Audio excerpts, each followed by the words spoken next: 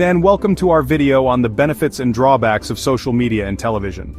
It's a topic that's, well, everywhere, isn't it?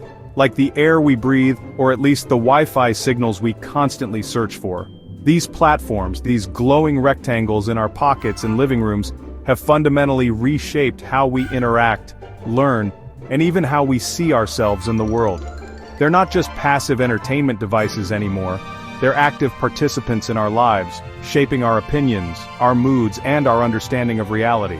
This video is designed for high school students because you are, in many ways, the digital natives who are navigating this complex landscape with an intimacy that previous generations could hardly imagine. We're going to dive deep into this, not to tell you screens are bad or screens are good because, frankly, that kind of binary thinking rarely gets us anywhere interesting or useful. Instead, we want to explore the multifaceted nature of these powerful tools. Think of it like this. A hammer can be used to build a house, a beautiful sturdy shelter. It can also be used to, well, smash things. The hammer itself isn't inherently good or bad. Its impact depends on how it's wielded, by whom, and for what purpose. Social media and television are a bit like that, only infinitely more complex and capable of building and smashing on a global scale, sometimes simultaneously. Our goal here is to equip you with some frameworks for thinking about your own media consumption. We'll look at the amazing educational opportunities, the sheer joy of entertainment, but also the potential pitfalls for mental well-being and the ever-present challenge of discerning truth from fiction in an age of information overload. So, grab your metaphorical explorer's hat, because we're about to venture into the wild, sometimes wonderful, sometimes worrying world of modern media. It's going to be a journey, and like all good journeys, it's best undertaken with a curious and critical mind. So, let's start with something that often gets overshadowed by, cat videos and dance challenges, the incredible educational potential of social media and television. It's easy to dismiss these platforms as mere time wasters, but that's like saying libraries are only good for napping. Sure, it happens, but you're missing the point. Think about the sheer volume of information available at your fingertips. Documentaries on streaming services, once a niche genre, now compete with blockbuster movies, offering deep dives into everything from ancient civilizations to the mysteries of the cosmos, often presented with stunning visuals and compelling storytelling that can make complex topics accessible and engaging. These aren't your grandparents' dry educational films. These are cinematic experiences designed to enlighten. Then there's social media. Platforms like YouTube are overflowing with tutorials on literally anything you can imagine. Learning a new language, mastering a musical instrument, understanding quantum physics explained by actual physicists, or even just figuring out how to perfectly poach an egg. Educational content creators have built entire communities around the joy of learning, breaking down complex subjects into digestible, shareable bites. Beyond structured learning, social media is also a real-time window into current events. News organizations, journalists, and citizen reporters use these platforms to disseminate information instantaneously, allowing us to follow global events as they unfold, offering diverse perspectives that traditional news cycles might take hours or even days to cover. This immediacy can be incredibly powerful for fostering a sense of global citizenship and awareness. You can follow thought leaders, academics, and activists from around the world, gaining insights that might not be part of your standard curriculum. Think about social movements that have gained global traction largely through the organizing power of social media, raising awareness and mobilizing action on critical issues like climate change or human rights. It's a dynamic, ever-evolving textbook written by millions, updated by the second. Of course, the keyword here is, the information is there, but it requires active seeking, critical engagement, and the ability to sift the educational wheat from the distracting chaff. And it's not just about consuming information, it's also about creating and collaborating. Students can use these platforms for group projects, sharing resources, and even creating their own educational content, teaching peers in innovative ways. Think about online study groups, forums where you can ask questions and get help from people all over the world, or even platforms that allow you to virtually visit museums or historical sites. The classroom is no longer confined to four walls, it's as vast and varied as the internet itself. The challenge, then, is to become a discerning navigator of this digital library, to actively curate your feeds and viewing habits to maximize these learning opportunities, transforming passive scrolling into active intellectual exploration. Alright, let's shift gears from the brainy stuff to something equally important. The sheer, unadulterated entertainment value of social media and television. And I want to be clear, entertainment isn't a frivolous add-on to life. It's a fundamental human need. Stories, laughter, shared experiences. These are the things that help us relax, de-stress, and connect with one another. In a world that often feels overwhelmingly serious and demanding, especially when you're navigating the complexities of high school, having an escape hatch, a way to unwind and recharge, is not just nice. It's vital for our mental and emotional well-being. Television series offer intricate narratives that we can get lost in for hours, days, even years, fostering a sense of community among fans. Think about the last time you binge-watched a show you loved. That feeling of anticipation for the next episode, the discussions you had with friends about plot twists and character arcs. That's a shared cultural experience, a modern-day version of gathering around a campfire to hear stories. Social media, too, is a powerhouse of entertainment. From hilarious memes that perfectly capture a relatable moment, to viral videos that make you laugh until your sides hurt, to connecting with fan communities dedicated to your favorite artists, games, or books. These platforms offer an endless stream of content designed to amuse, delight, and sometimes even inspire. It's a personalized entertainment feed, tailored, for better or worse, to your individual tastes. This ability to access such a wide variety of entertainment so easily can be a significant stress reliever. After a long day of classes, homework, and extracurriculars, sometimes all you need is to watch a lighthearted comedy, listen to your favorite music, or scroll through beautiful photography on Instagram. This isn't about mindless consumption. It's about intentional relaxation. It's about giving your brain a break from analytical thinking and allowing it to engage in a different, more passive or playfully active way. The key, of course, is that word intentional. Letting entertainment serve its purpose as a restorative tool, rather than an endless time sink that leaves you feeling more drained than refreshed. Furthermore, these platforms can foster a sense of connection and belonging, which is deeply intertwined with entertainment. Sharing a funny video with a friend, commenting on a live stream with fellow fans, or even just seeing that others enjoy the same niche hobbies as you can combat feelings of isolation. In a world that can sometimes feel alienating, finding your tribe online, even if it's centered around a shared love for a particular TV show or a specific type of humor, can be incredibly affirming.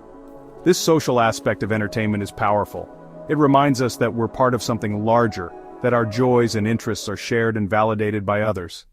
It's the digital equivalent of a friendly nod across a crowded room. Now, we've talked about the good stuff, the learning and the laughter.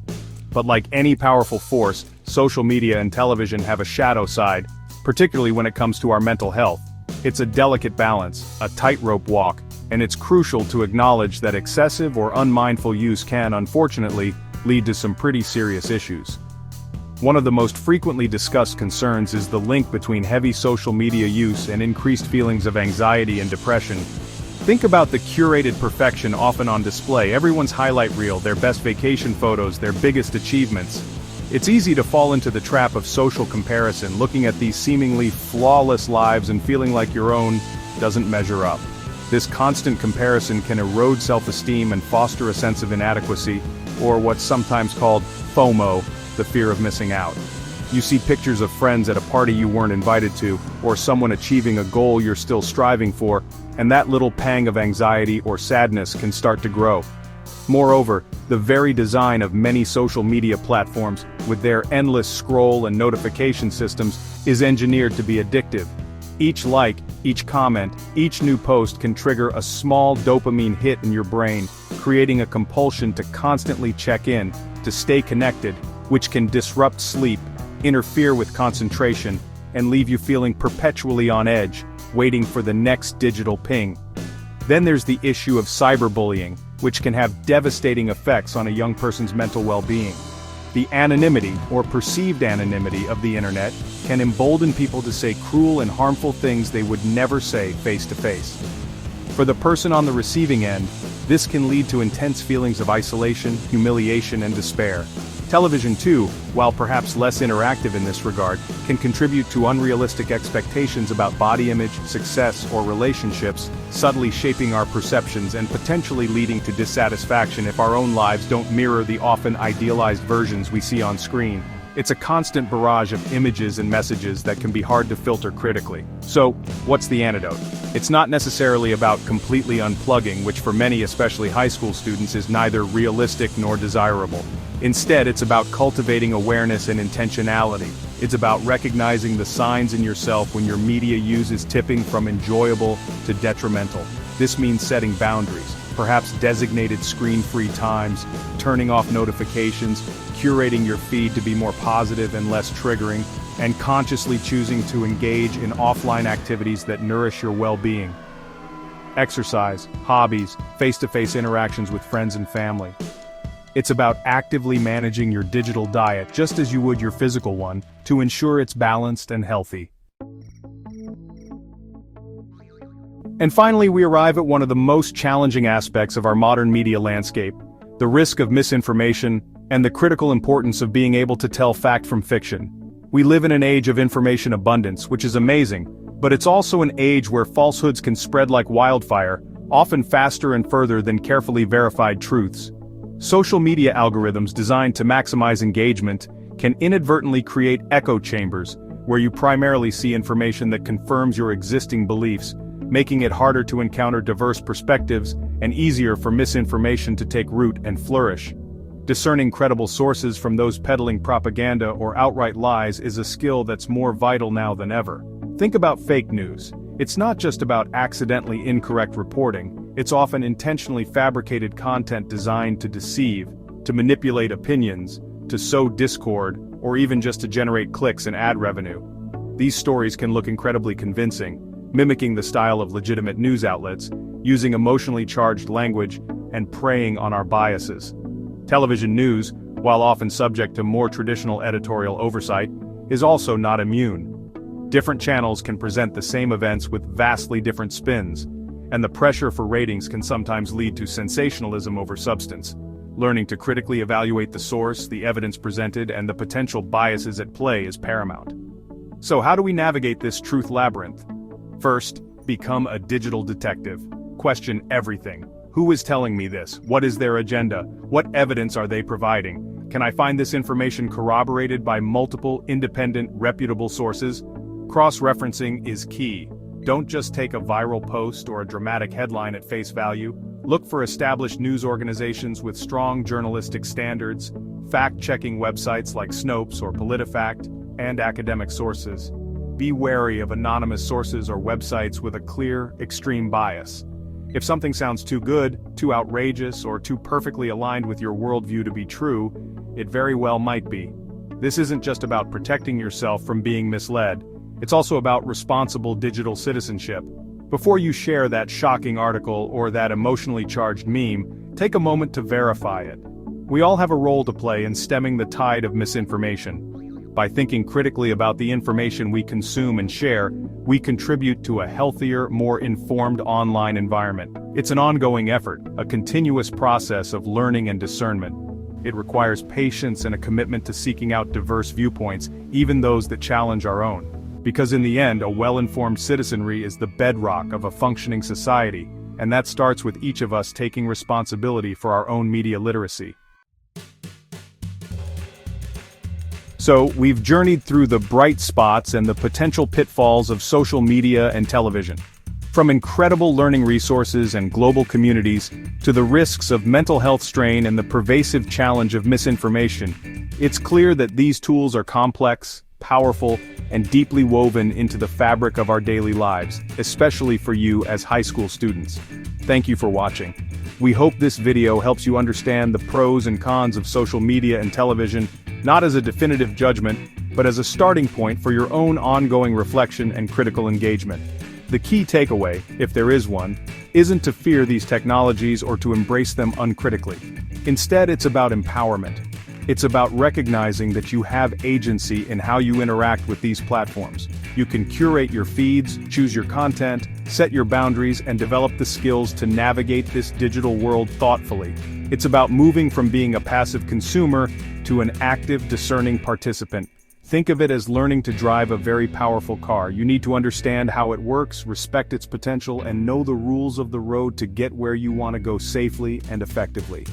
Ultimately, social media and television are tools, and like all tools, their impact depends on how we choose to use them. Remember to use these tools wisely, and always think critically. Question, explore, connect, but also protect your time, your energy, and your well-being. The digital world offers incredible opportunities, but it also demands our constant vigilance and thoughtful engagement. The power to shape your digital experience, and in many ways, your broader experience of the world, rests in your hands. So, go forth and be awesome, both online and off.